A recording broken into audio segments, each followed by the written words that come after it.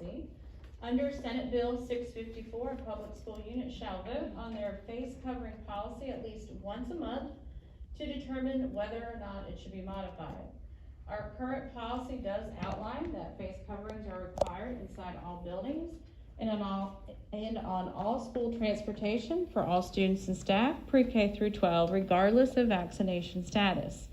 We do not require face coverings when outside. They are recommended if you are in a crowded outdoor setting. So from December to January, Hope County's local metrics climbed from 11.82% test positivity to 38.12%. And we were identified as having a high community transmission rate. Currently, we are still in the red, indicating a high community transmission rate. Our 7-day positivity rate is 33.99%, which is about 5% lower than where we were in January. We remain optimistic as we watch metrics in North Carolina and Hope County move in the right direction. Our current vaccination rate for people age 5 or older is approximately 42.6%, which is up from our last month's percentage of 34.7%. Our school population is still largely not yet vaccinated. North Carolina Department of Health and Human Services and CDC guidance does recommend schools continue to implement a universal face covering requirement if they are located in a county with high or substantial community transmission. We still consider face coverings to be one of our most important mitigation strategies that can be implemented in our schools to continue to reduce the spread of COVID-19. So at this time, do any board members have any comments or want to make any recommendations to our current policy? Do you have a question or just comment? Sure. Oh, okay. I want to phrase my question. I just wanted to know, you said we were at what percentage? 33.99% test positivity. That's our seven-day count. And what would help us determine to make masks optional, or what magic number? Right. So the CDC guidance actually outlines when you are high or substantial, Right. which is the red or the orange. That's when they still say you should mask. Right.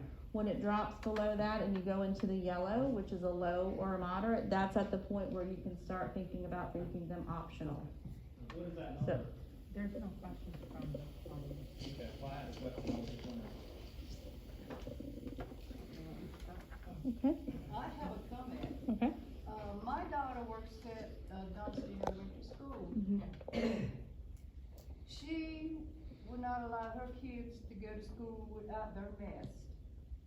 And she's glad that we still have the policy of wearing a mask because she sees and she knows behind the scenes what a lot of people don't see and know. So it's always good to have someone on the scene to know what's going on to tell those who don't. So she's always glad that we still have the policy enforced, and I still believe that it's too soon for us to take the mask off. I'm saying the way I feel and believe because I hear and see what's going on in the school districts, in our schools. can I ask a question? Mm-hmm.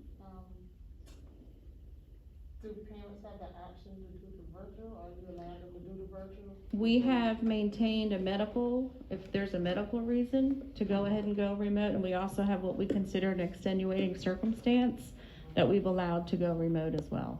So if they don't have neither or, and they just. Right, then at that point, we do not, that's what we have filed with the state, is we are allowed to do it under medical or an extenuating circumstance.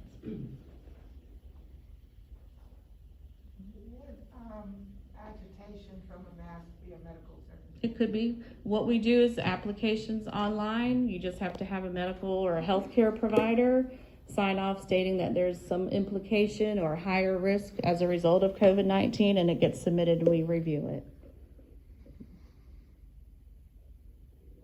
I just want to say, I know sometimes that doctors will not sign it, but as parents, they know what their child can do. So I'm just saying that sometimes medical doctors will not sign it. So what do you do in a situation like that? Because sometimes doctors won't sign it, Right. just, you know, they don't wanna do it, but parents know their child better than. Right, and that's what we kind of recommend, that a parent reaches out to their principal and shares that concern, and then, like I said, we have an extenuating circumstance application that they could fill out. So that's what I would recommend, is that they complete that application. Okay? Any other questions or comments? Okay. So based on the recommendations of the CDC and the North Carolina Department of Health and Human Services, I am asking for approval to continue our current face covering policy. Okay, you have heard the recommendation from the superintendent that, based on the information we have from the CDC and the North Carolina factors there, that we continue the Hoke County face covering policy. So, maybe get a motion on that. Madam Chair, I move that we, approve the face masking for this month until, till we can do better. I second. It's been moved and properly second that we will continue, on a monthly basis, with the approval of these